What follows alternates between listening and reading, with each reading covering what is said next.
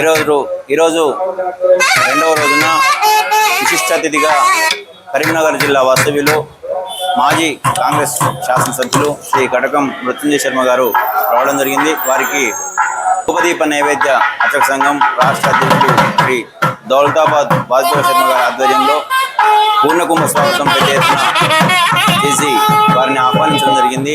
వారు కుటుంబంతో సహా వచ్చి ఈ కార్యక్రమంలో పాల్గొని విశేష పూజలు నిర్వహించినారు. పండ్లు స్వామికి చండీ అమ్మవారికి పండ్లు పూలు వస్త్రాలు తీసుకొని వచ్చి వారు విశేష పూజలు చేయడం జరిగింది.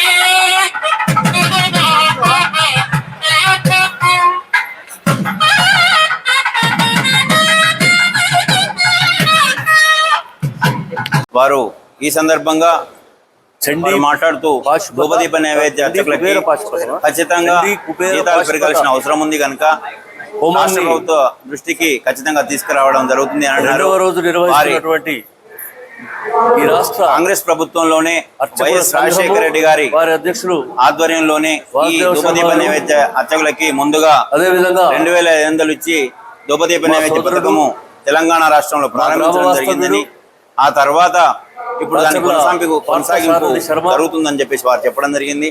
అదేవిధంగా సీఎం గారి దృష్టికి తీసుకువెళ్ళి ధూపదీప నైవేద్య రేపటిదాకా కూడా కష్టాలు తీరే విధంగా కనీస జీవనం క్రమాన్ని తీసే విధంగా 30,000 రూపాయల కోసం తన వంతు ప్రయత్నం చేస్తానన్నాడు. తన తండ్రి తాతలు అందరూ కూడా మహనీయులలో ఉన్నవారే అని చెప్పేసి సగర్వంగా చెప్పడం జరిగింది. అదేవిధంగా వారికి వేద పండితులందరూ కూడా 108 మంది వేద పండితులు వారికి వేద ఆశీస్సులు ఇవ్వడం జరిగింది.